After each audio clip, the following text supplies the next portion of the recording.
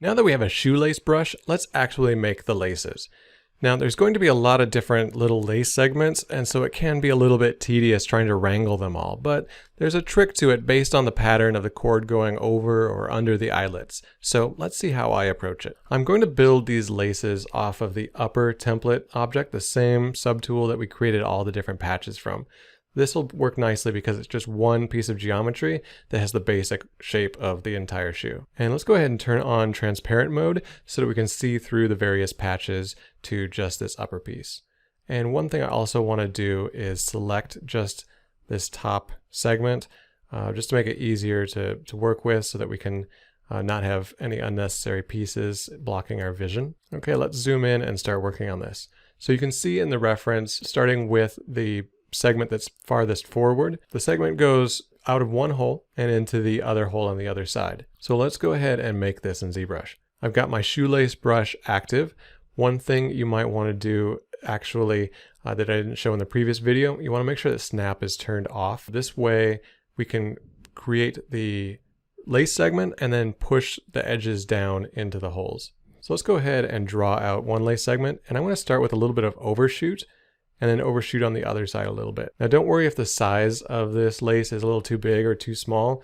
We can always adjust that later on. But you might want to remember what that size is. For me right now it's 45, just so you make all of your lace segments the same size. Okay, so now that we've made this one lace segment, I'm going to come around here and just grab the end and push it in a little bit. Same thing on the other side here, just grabbing the end and pushing it down. So in the next video, we'll go ahead and tweak it so that we've pushed the lace geometry so it actually goes through the hole and it comes up over the eye stays in a natural way. But for this video, I just want to get these different segments done. Okay, we're currently in a curve mode with this piece of geometry. So to clear that, just go ahead and click on any part of the upper. Okay, now we can create another segment. So just go ahead and drag from one hole to the other. Now these next two segments are completely hidden on either end by the eye stays, so you don't have to overshoot because we're not going to worry about curling them or bending them. Okay, go ahead and clear the curve just by tapping on the upper, and we'll just do the other side here. Doesn't have to be very precise or exact. We can always adjust this later on. Okay, I'm going to go ahead and clear that. Let's go ahead and do one more on this side. Now this side I want to have it overshoot these two holes because these are the two holes where the next two lace segments will curl down. So I'm going to overshoot a little bit, come through this loop, and then end up right here. And let's go ahead and come around here and bend this down at the corner or at the end. And then we can clear that curve just by clicking on the upper. And let's do that one more time on this end, just overshooting a little bit, come through that loop and up to the other hole. And let's just bring this corner down a little bit here. Okay, good. I'm going to skip ahead now to where I've got all these segments created. Go ahead and keep working on this on your own. Okay, so you can see what I've got made. I just went ahead and continued the pattern all the way up to the top. And at the top, I have one segment just going all the way across, and I bent it over so that it can come out this hole and then in this hole. And then I also made two loops and then two lace ends. And then one last thing I want to do is make two little hoops that can be sort of the knot. So I'm just going to drag out another curve here and just sort of create a complete circle. Sometimes it closes, sometimes it doesn't. I'm going to hit Control Z to undo that and just try that again and just kind of finish where I started.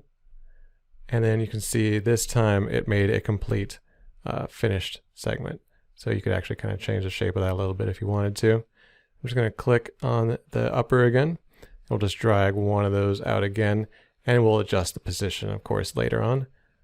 Control Z, I'm going to try that one more time, try to get a nice closed segment there. Okay, looks good. Okay, now that we've got all the different segments created, of course they still need to be tweaked into place, but it's good that we've got them all made. So now let's separate these from the upper. Go into solo mode, and I'm going to hit Shift F to turn on wireframe. Let's go ahead and clear the mask, Control click and drag in an open area.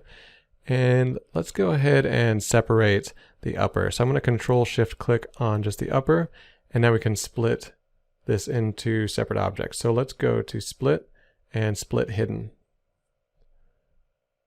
Okay, so now we've got the upper and Now we've got the laces as a separate object. Let's turn off solo mode so we can select these laces and see them as their own object. Okay, great. We can turn off transparent mode, and let's hit Shift F to turn off wireframe.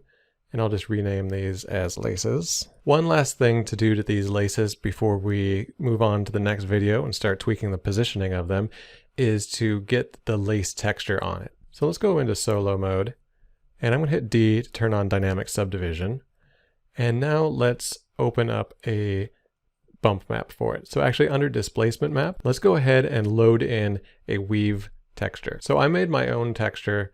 You can find one on the internet somewhere or make your own, but I'm just going to load up the one that I made for this course. If you have the premium subscription, you'll get this with the exercise files. Otherwise, you can find one or make one on your own. So let's go ahead and turn this on so we can see the result. However, displacement map is kind of weird. It requires there to be a texture map as well. So let's go to texture map, and I'm just going to find something here in the default ones, something that's kind of like unobtrusive and out of the way that's not really noticeable. We'll just go ahead and turn that one on. And so now we've got a texture map active. It now activates this displacement map and sort of displays it as a bump map actually. So you can see it's got that weave texture all over. It looks pretty good. Since all of these lace segments are made up of a single tiny little piece of geometry that has UVs laid out, every single section of these laces has its own UVs that are exactly the same. So we put one tiling texture on it, and it just tiles to every part of the lace. And under displacement map, we can change the intensity of this. So if it's maybe a little too strong, we could drag it down, get something a little less intense, or we might want to type in a value. But somewhere right around there looks pretty good. Okay, let's go ahead and turn off solo mode. Now, as you can see, there's definitely tweaking that needs to be done, but now that we've got every segment created, it's just a matter of going through and adjusting the shape of everything so that it looks correct.